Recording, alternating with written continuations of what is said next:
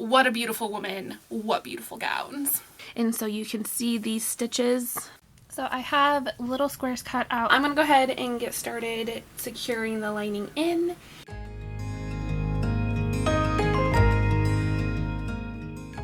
The project that I want to work on is the pomegranate dress. It is this dress. I started working on this at Christmas and I got most of the bodice sewn. I have a lot of that footage done. I will be making glider club videos for the pomegranate dress just to share my knowledge on how to build these things. But what I need to get done today is the skirt. I haven't decided if I want the skirt to be attached to an underbodice like I have for the Spanish gown, or if I want the skirt attached to the fashion bodice like I do for my Ravenclaw dress. But I don't feel like I have to make that decision today. So we have the flat lay gridded pattern from Jana Arnold for the Eleanor to Toledo burial gown. So I've gone ahead and I have written all of the measurements that I need, so that way when I make these dresses in the future, I have that written. Because this pomegranate dress will not be the last dress I make.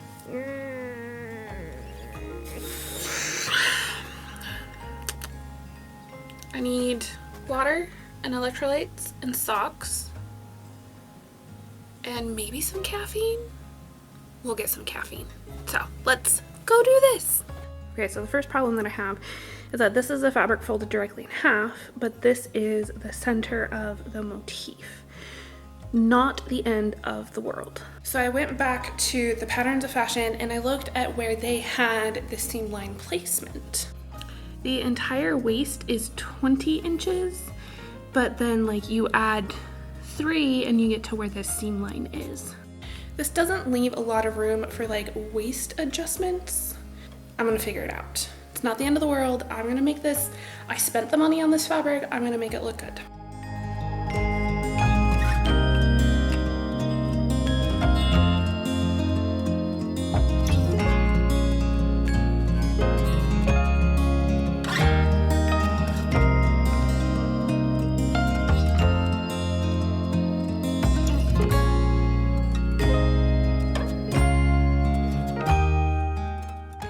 Did I have a panic attack while cutting and trying to figure out everything? Yes. Yes, I did. Really hate my life. Now it's time to cut out the flat lining, which should hopefully go so much better. Okay, so I have the fashion. Ooh, you guys are wrong. I have the fashion and the flat lining all cut out. I am going to pin the pieces together specifically on the front panel because I'm trying to like pattern match that the best I can. I'm gonna get this skirt done today. It's gonna be great. Oh, so excited. I'm also so tired apparently.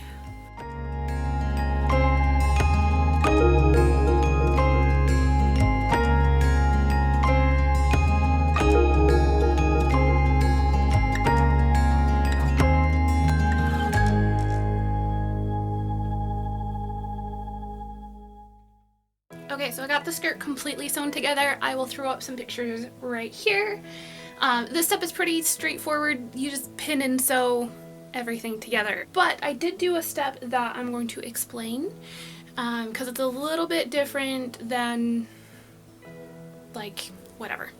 I have this wool fabric that I've cut into 4-inch strips. I really like to face my hems with this. It gives it a little bit of structure and some weight, which in turn gives the skirt a little bit of body.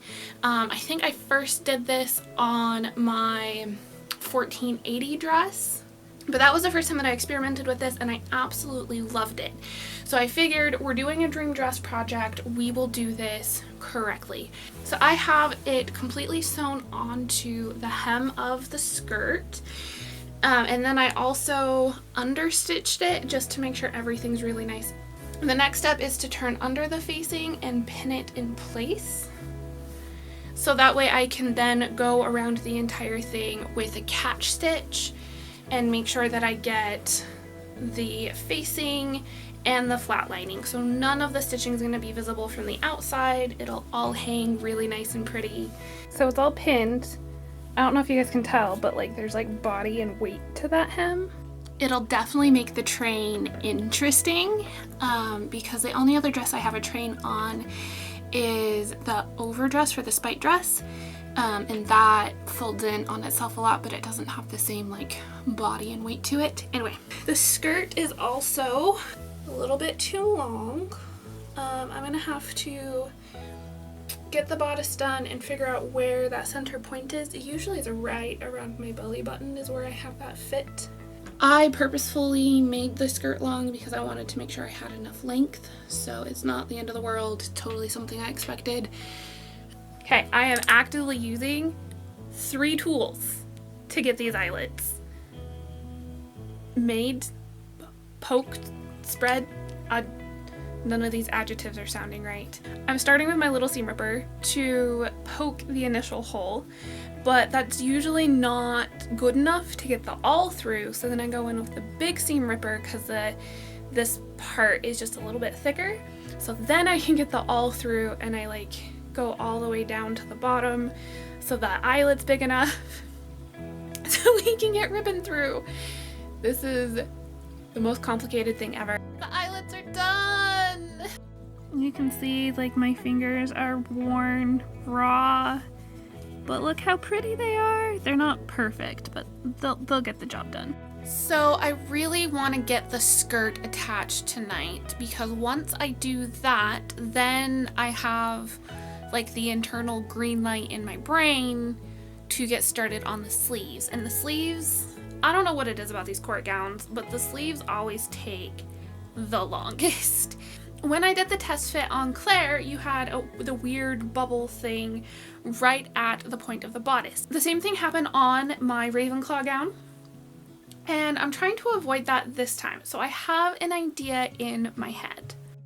So I think the bubble happens because the angle of the bodice does not match the angle of the skirt.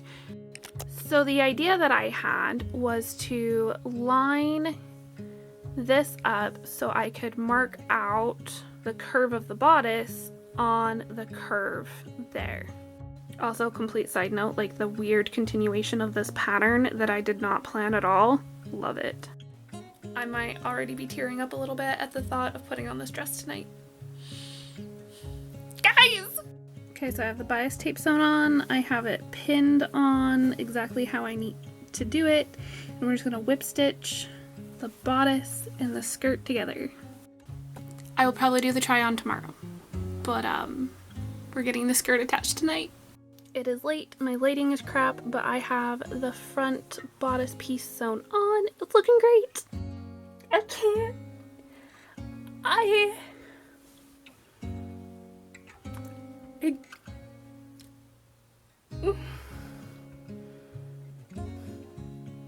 I was fine until I turned my camera on to record.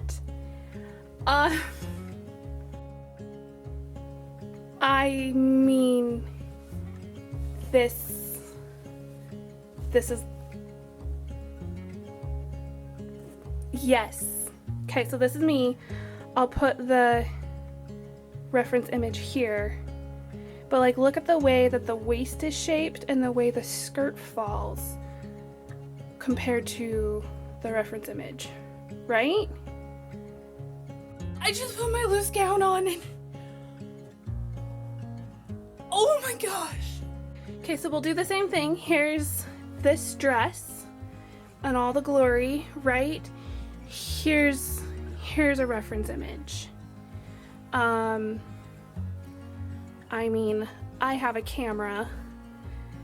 And let me just,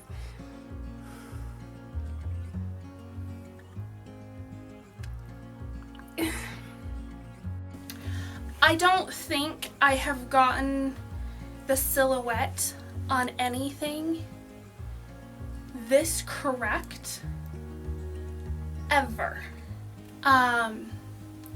And I really think the key part here was making sure that this waist was completely smooth.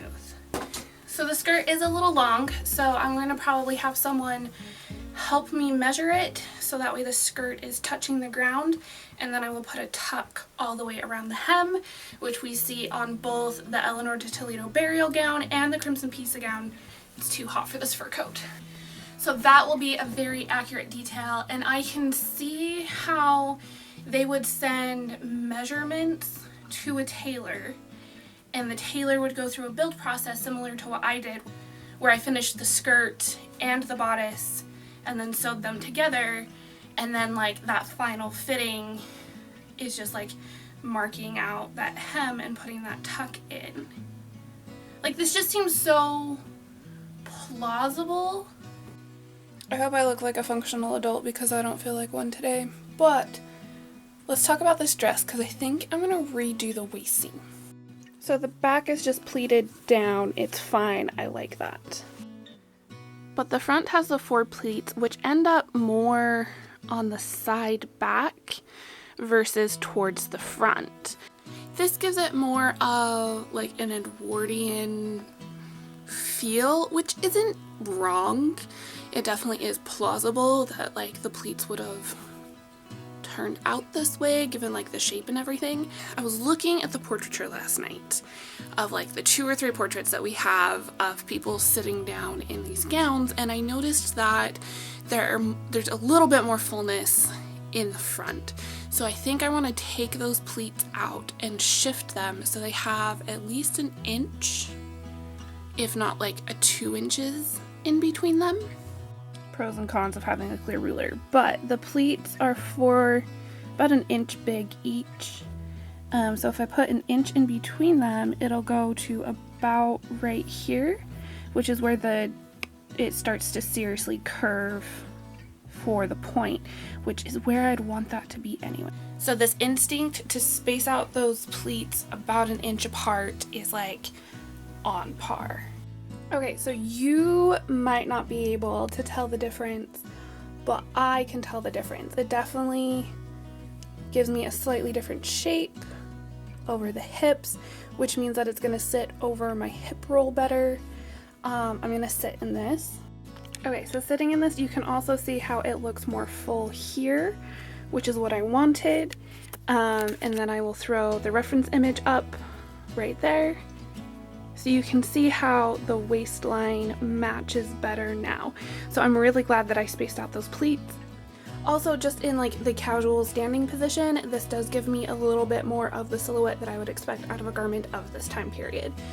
There is lots of room in this waist, which is good because I have bloating issues. My waist can change up to 10 inches.